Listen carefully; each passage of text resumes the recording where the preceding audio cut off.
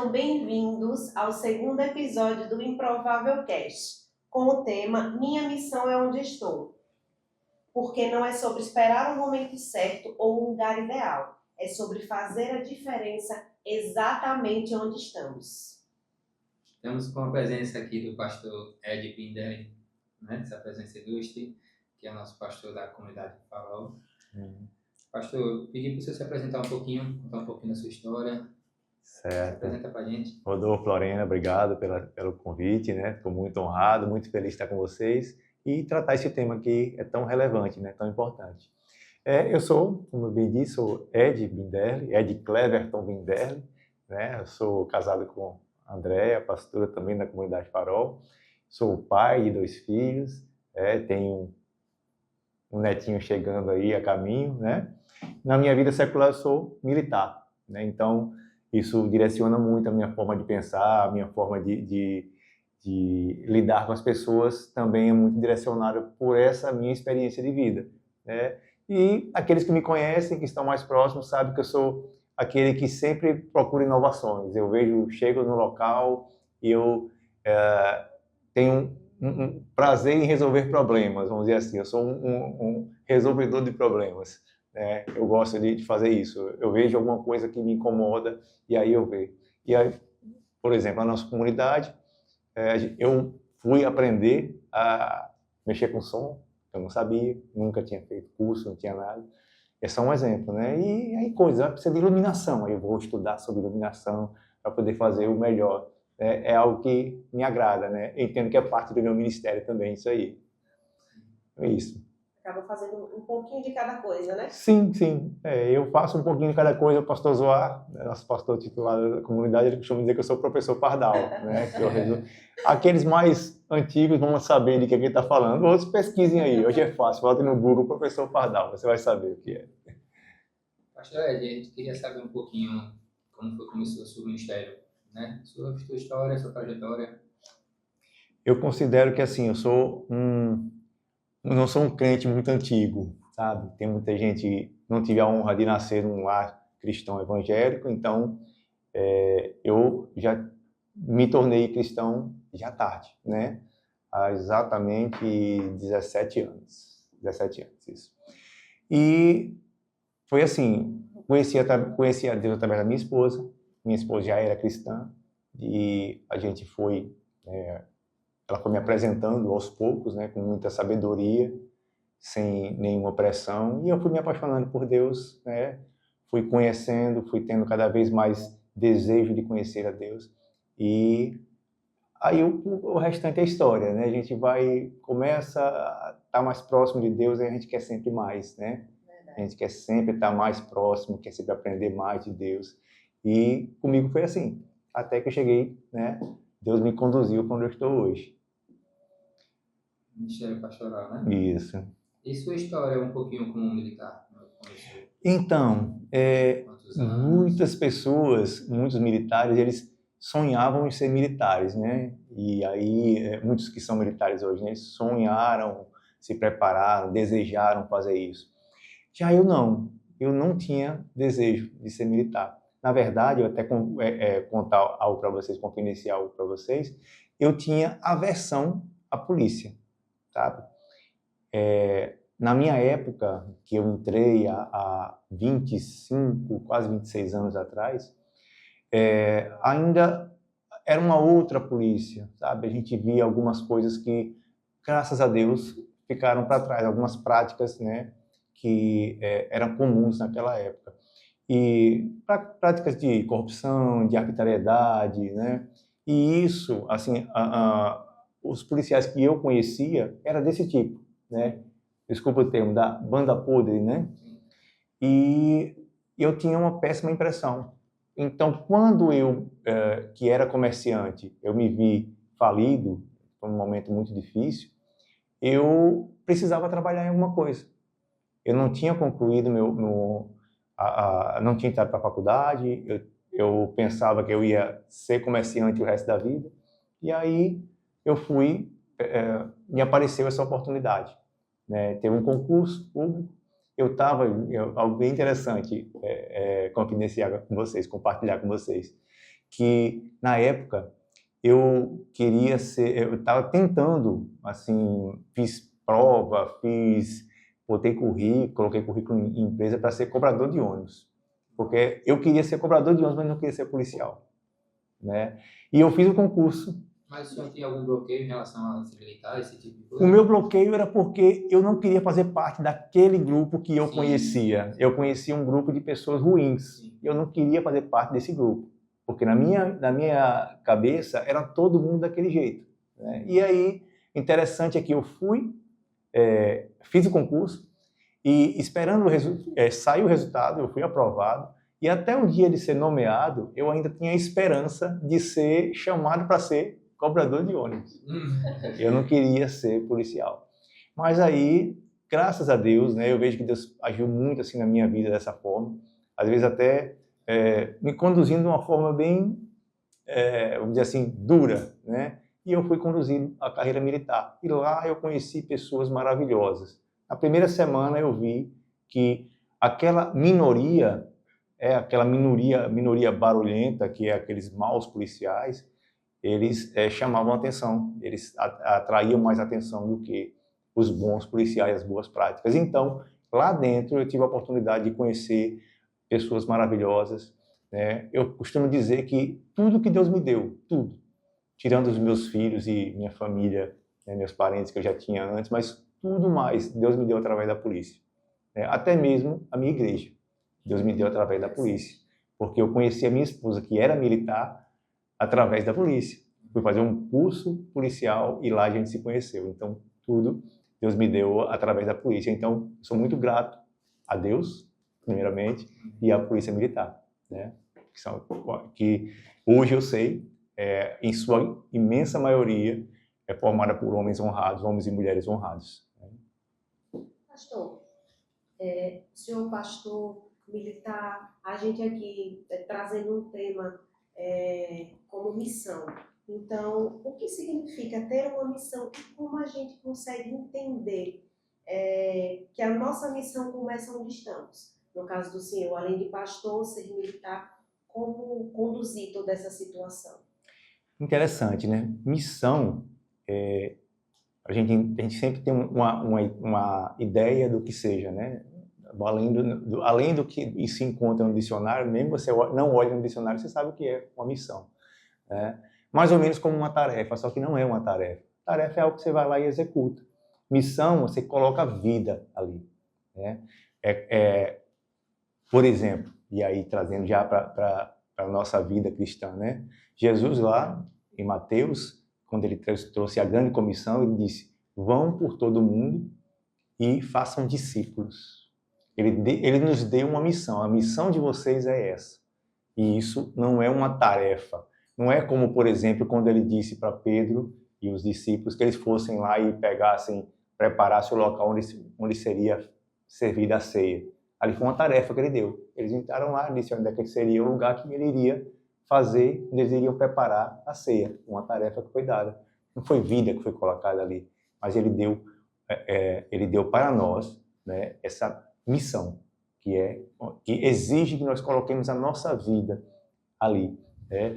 E pegando já esse mesmo gancho, né, do que Jesus falou, ele disse: vão por todo mundo. E essa palavra, eu já vi muitas vezes ela sendo mal interpretada ou conduzida de uma forma a um entendimento diferente do que era o real. Porque da forma que se é falado, dá a ideia assim, que Jesus ele disse: saiam daqui e vão para outro lugar, né? A ideia que se tem é essa, né? Saiam, vão por todo mundo e façam discípulos. Quando, na verdade, quando eles estão dizendo: daqui até onde vocês forem, façam discípulos, né? E essa missão, ela está ligada ao lugar onde você está. Se você estiver aqui, você faça discípulo. Se você estiver no Japão, faça discípulo. Se você estiver no seu trabalho, faça discípulo. Então, essa é a nossa missão, né? A missão que foi dada por Jesus. E tudo em nossa vida cristã, em nossa caminhada, ela está ligada a essa missão. É intrinsecamente ligada a essa missão. se nós fazemos atos de bondade, se nós cuidamos de alguém, se nós fazemos... Tudo está ligado à missão que é fazer discípulos, né? Ou seja, influenciar pessoas. Amém. Amém. Pastor, por algum momento o senhor percebeu, entendeu que Deus queria usá-lo exatamente ali onde o senhor estava? Lorena, total, isso é o tempo todo. À medida que eu fui me aproximando mais de Deus, que eu fui tendo maior intimidade com Deus, fui percebendo isso. Porque quando você tem intimidade com Deus, você começa a entender a forma, entre aspas, né, de Deus pensar, o que o agrada, o que o desagrada. Você vai criando intimidade, você acaba pegando, vou usar esse termo aí, para vocês entenderem, os trejeitos de Deus, sabe? Você vai sendo influenciado por Ele. E à medida que nós somos influenciados por Ele, nós naturalmente influenciamos pessoas ao nosso redor.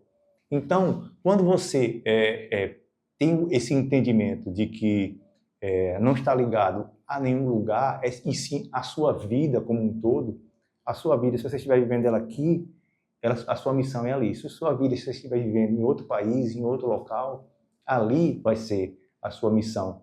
Então, à medida que eu fui tendo maturidade, vamos dizer assim, eu vou usar esse termo, à medida que eu fui tendo maturidade, aí sim eu fui entendendo que não estaria ligado. Porque assim, quando nós nos convertemos, vamos dizer esse termo, né? Quando nós nos convertemos, temos aquele primeiro amor, aquele primeiro contato, né, com Deus, a gente quer fazer, a gente quer realizar, e aí a gente pensa, não, eu preciso ir panfletar, né, que agora está muito fora de moda isso, né? Mas eu quero ir levar a palavra de Deus, eu quero falar no meu grupo na faculdade, eu quero falar com pessoas. Então, a gente imagina de sair do nosso local e ir para algum lugar. Mas eu imagino que isso seja já justamente dessa cultura, dessa interpretação mal conduzida, vamos dizer assim, né, da grande comissão. Então, a gente pensa que precisa sair do nosso lugar para ir fazer alguma coisa, quando, na verdade, nós precisamos tão somente viver. E a nossa vida precisa ser o que vai influenciar pessoas a viver uma vida como você vive, ter a intimidade que você vive, sabe? E eu entendi que isso só veio através da maturidade, da intimidade com Deus. Então, é isso. Pastor, como podemos ser luz e testemunho em ambientes que não compartilham de nossa fé? Rodolfo fica bem ligado, né? Intimamente ligado a isso que a gente acabou de falar. Quando você tem intimidade com Deus, quando você começa a entender de uma forma bem, vamos dizer assim, não vou dizer automático dá uma ideia de que não é pensado, mas quando aquilo se torna natural para você, sabe? Você viver uma vida cristã, você viver de uma forma que agrada a Deus. E isso é natural para você, você não precisa se corrigir para fazer isso. Então, você naturalmente vai estar influenciando pessoas. E é isso que é ser luz. Não é isso, né? A gente brilhar a luz de Deus em nós, né? As pessoas precisam ver, não você, não o quanto você é bom, o quanto você realiza, não, precisa ver Deus em você, né?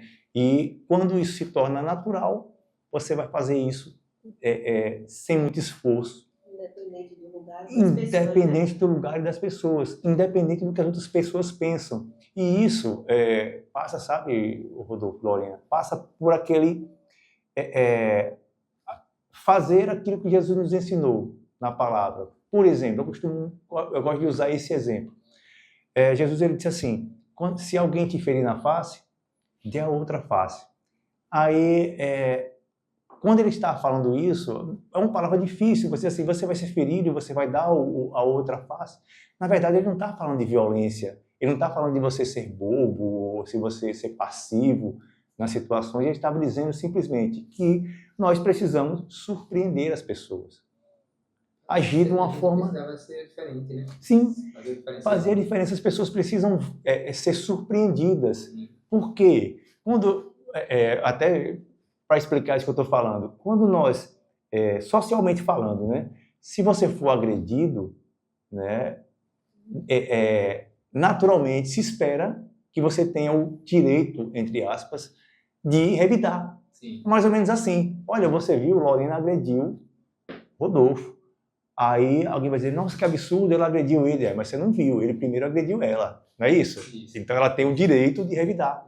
Né? Então, quando se pensa que alguém te agrediu, te feriu na face, como Jesus falou, todo mundo ao redor espera que você revide. Até mesmo a pessoa que o agrediu espera que você revide. Né? E quando você simplesmente age de uma forma diferente, Jesus ele foi para chocar mesmo, ele disse assim, dá outra face. Mas quando você age diferente, quando você diz uma palavra branda, quando você diz, cara, eu te perdoo, As pessoas se assustam, né? todo mundo fica, mas como assim? Por que ele está agindo dessa forma? E aí, dessa forma, você atrai o olhar das pessoas para esse estilo de vida que você vive. As pessoas falam assim, peraí, ele é diferente. É diferente, Tem alguma coisa diferente. tem algo diferente. Né? E isso, Rodolfo e Lorena, isso vale para diversas situações da nossa vida. Né? Alguém te prejudicou no trabalho, alguém que fez uma fofoca de você e de repente te prejudicou, sabe? Que se espera que você vá lá e revide, que faça algo com relação àquilo. Então, que é ser luz onde quer que nós estamos, que nós estivermos. É dessa forma que nós podemos fazer. Não é com palavras, sabe? Porque se você estiver falando algo e isso for verdade, pode convencer alguns. Mas o que vai realmente tocar as pessoas é a sua vida, não é as suas palavras, né? Seria isso.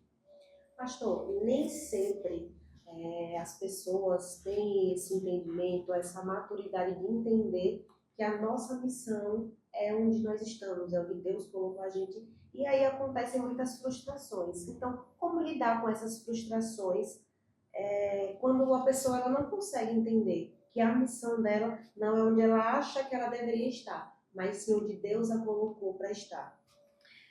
Bom, aí você usou um termo, né, que eu tenho falado bastante, a questão da maturidade. E essa maturidade, ela não vem, Lorena, por tempo de vida, sabe? Ela não vem por tempo de cristão. Ela vem de busca de intimidade com Deus, sabe? De conhecer a vontade de Deus, de buscar aprender aquilo que o agrada ou o desagrada, ou seja, buscar sempre ter esse relacionamento com Deus. Porque muitas vezes as pessoas confundem ter um relacionamento com Deus com ter relacionamento com a igreja, sabe? O relacionamento com a igreja, ele é importante. O relacionamento, a comunhão com os irmãos, não é importante, ela é essencial. Mas ela não substitui a relação com Deus.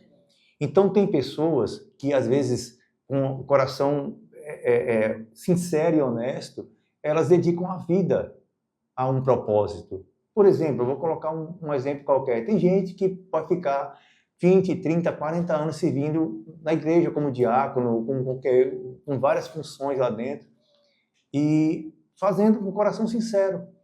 E achando que dessa forma tem um relacionamento com Deus. Aí pode ser que um jovem que acabou de se converter e busca o relacionamento com Deus diretamente, com o Espírito Santo de Deus, ele vai ter mais maturidade do que aquela pessoa que tem 40, 50 anos trabalhando dentro da igreja. Então, há essa confusão, vamos dizer assim, as pessoas acharem que ter relacionamento com a igreja, estar envolvido nos propósitos da igreja, é ter um relacionamento com Deus. E assim, essa maturidade, ela vem justamente quando você entende isso, quando você conhece a Deus, quando você busca conhecer e você se interessa pela pessoa de Deus. Porque Deus, ele buscou, você pode olhar todo o tema central da Bíblia, né, desde lá de Gênesis até Apocalipse, se vê relacionamento. Nós vemos Deus criando o homem para se relacionar com ele. Você vê Deus com um plano de salvação para que lá, aquela salvação perdida lá em Adão, ela fosse reconstituída ali em Jesus. Mas para quê? Para que nós tivéssemos um relacionamento com Ele. Ele não quer que nós façamos nada para Ele. Ele não precisa, Ele é todo-poderoso. Ele não precisa de nós. Ele quer esse relacionamento conosco. Então, quando nós abrimos mão, né, por imaturidade, abrimos mão desse relacionamento com Deus para fazer coisas para Ele, é como se nós saíssemos da condição de filho e nos colocássemos na condição de escravo. E não é isso que Deus quer de nós. Então, quando nós falamos de questão de frustração, essa frustração vem justamente porque nós nunca conseguiremos pagar as dívidas que temos com Deus. E Deus não espera isso de nós. Ele não fez para que nós pudéssemos pagar. Então, tem gente que está se matando, desculpe o termo, para tentar pagar a Deus aquilo que Ele fez. Ah, mas eu tenho gratidão por isso que eu faço. Né? Muita gente usa esse argumento, eu tenho gratidão no meu coração e eu preciso fazer mais e mais e mais. E isso nunca vai ser pago. Deus ele não quer de nós, então você não vai ter uma retribuição por isso, porque você está se matando para fazer algo para Deus. A retribuição é justamente o que nós estamos abrindo mão, que é o relacionamento com Ele, com o Todo-Poderoso. Imagino o Todo-Poderoso querendo se relacionar comigo, com vocês. E é a partir do momento que a gente não tem essa maturidade, né, que é o que a gente falou no início, as pessoas ficam frustradas, sentem um vazio, estão ali muitas vezes servindo ou achando que estão fazendo algo que precisa fazer porque é a missão, aquela missão específica que a pessoa acha que precisa estar lá e nunca consegue se encontrar, né, pastor? É verdade.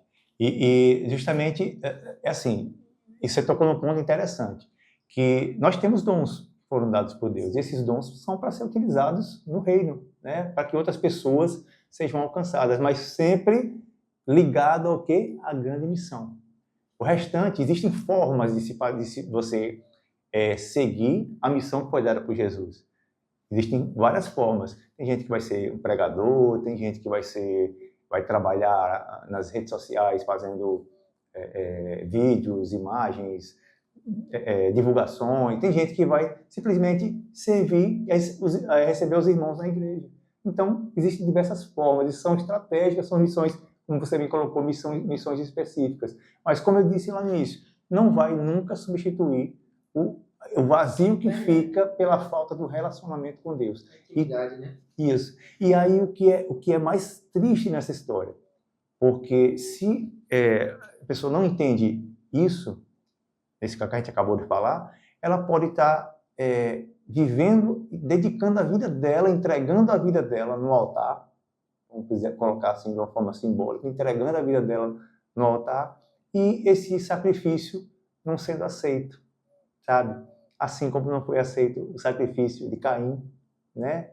Eu costumo usar esse exemplo. Abel, ele, entendendo essa questão do relacionamento com Deus, ele separou algo que, desde o seu nascimento, ele separou o novilho do seu rebanho, separou para entregar para Deus, ou seja, ele entendeu que havia um relacionamento ali. E o que a gente percebe na palavra é que Caim, vendo que seu irmão fez uma oferta, ele foi lá e tirou uma quantidade lá de hortaliças e entregou também como oferta. E aí, a questão aqui, eu até costumo sempre dizer isso, a palavra não fala de valores, sabe? De repente, até a oferta de Caim era mais valiosa do que a de Abel, mas ela não foi aceita. Ou seja, ele entregou, fez um sacrifício e foi um sacrifício de tolo. Então, o triste que eu quero dizer é isso, que tem pessoas que estão realmente, de uma forma simbólica, se sacrificando, e esse sacrifício não está sendo aceito, porque simplesmente essas pessoas não entenderam, né? Então, é importante que a gente entenda que o vazio que fica pela a falta do relacionamento íntimo e sincero com Deus, ele não vai ser substituído por nada que passamos. Pastor, como podemos enxergar no nosso dia a dia, com parte do plano de Deus? Que conselho você poderia dar para sentir que sua vida não tem impacto?